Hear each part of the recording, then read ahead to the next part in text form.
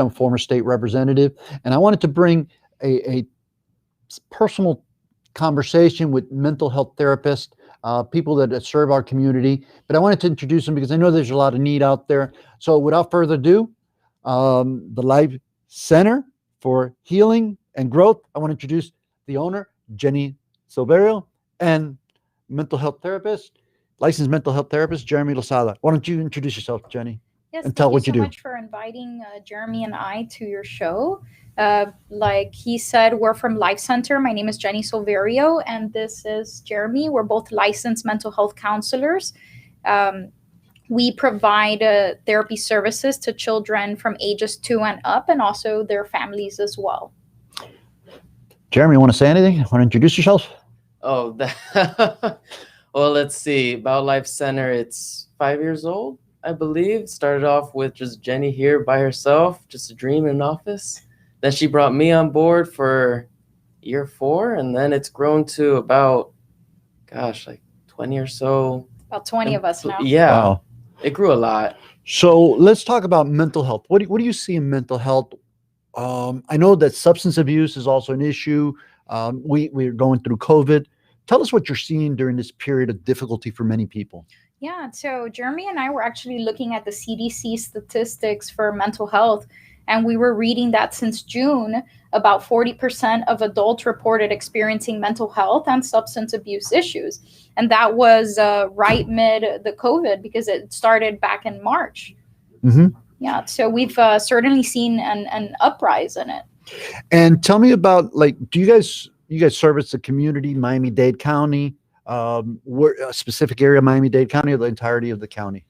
Well, right now we're in the community. We try to target people who maybe don't have the financial means to get services, because normally it'll cost $100+ or so, even with insurance.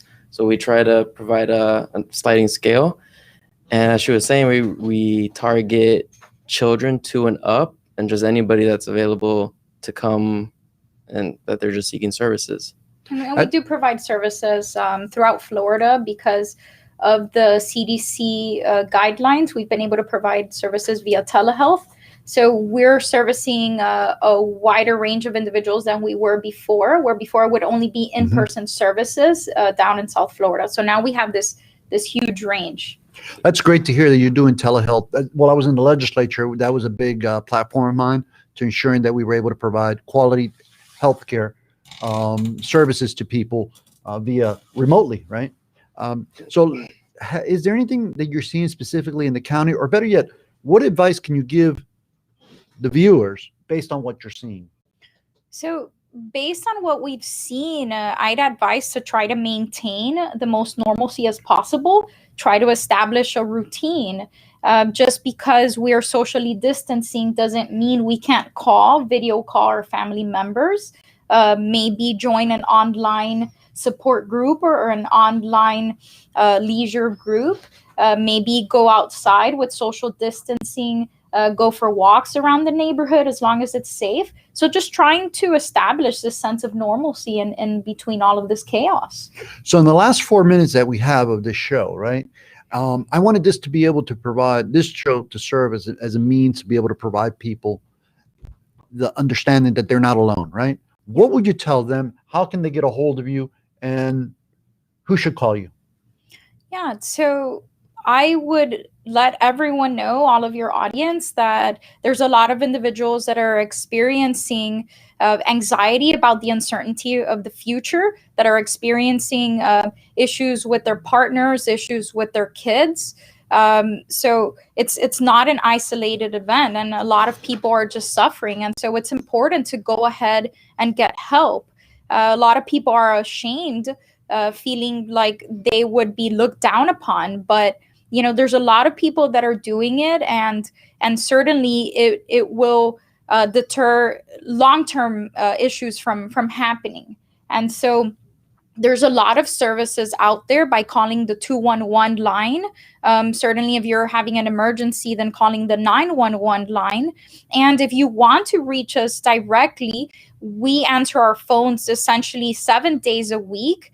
And you could just reach us at 305-588-4143 via the phone, via text message. You can also send us emails. I mean, we're here to help. Good deal. Yeah, Good deal. we don't sleep. We're always available. Just call us. We'll come help you out. So lastly, the holidays are usually about being with family, certainly enjoying the fruits of what you work for, season celebrating. And we're going through a real difficult time, guys. We know that. But you're not alone. These young people who are here from the Life Center for Healing and Growth want to serve you. You call 211 if you need some help, somebody to talk to, some guidance as to where to go. But please do not suffer alone. Any other parting words? Stay connected. Yes. Don't distance yourself. Isolation is not good for our mental health at all. We're social creatures. Stay connected. Contact someone. Heck, I even had a friend just go down his contact list and just check up on everybody.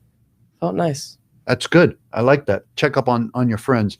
So look, I want to wish everybody a happy holiday.